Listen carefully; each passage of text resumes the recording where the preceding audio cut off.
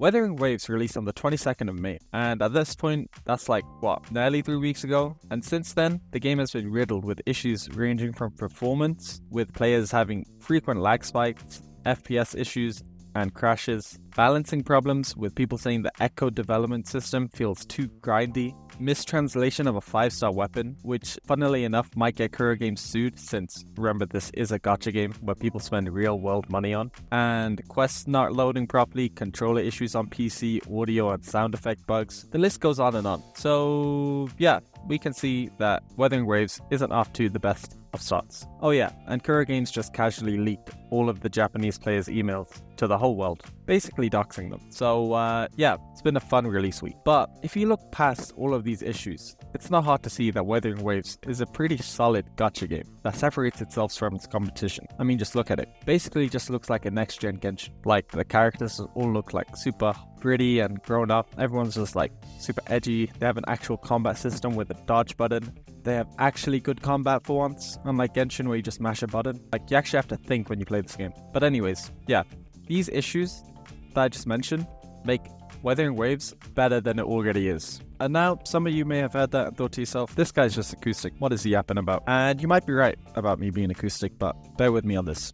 Let me cook. Throughout all of these issues, Kuro Games has been extremely vocal during this hectic launch cycle, as they've been listing all the known issues and providing fixes wherever possible. Most game companies, when facing these issues, would go radio silent and just leave a cryptic message of, we're working on it and we're sorry, when in reality, they couldn't care less about fixing the game, since you guys have already bought the game, paid 60 whole pounds for it, and yeah, they're just gonna slowly do as little work as possible, and a year or two down the line, the game's just gonna slowly die.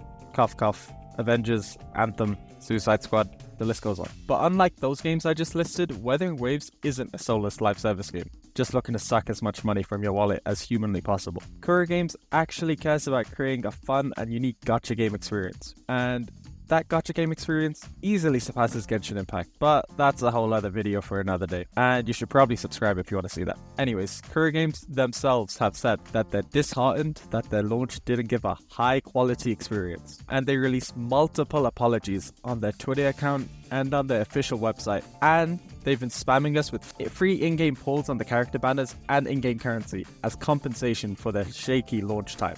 And they've provided us with a roadmap of future fixes and game updates.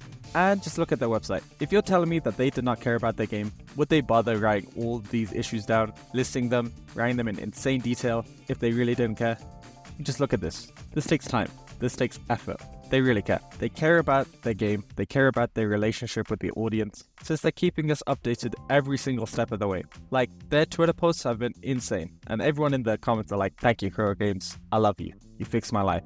No, they haven't. They just made a game with anime waifus. But yeah, anime waifus do fix your life. So yeah, even though the game has had a rough launch, and let's be honest, most games nowadays have terrible launches. But anyways, those games are all like, you have to pay $60 full. But remember, Wuthering Waves is a free game, free to play game, and they're putting in this much effort, and this is Kuro Games' only second game. This is only their second game. They're not a big company and they're doing this much effort. Those guys again worked overtime just to make us happy. That is insane. That is a lot of effort, especially from a company as small as this. Remember, Kuro Games is not nearly as big as MiHoYo with Genshin Impact. These guys are tiny. They only made one mobile game before this. But to be fair, it's a gacha game, so they are going to make their money back eventually. Maybe they already have. Gacha players are crazy like that.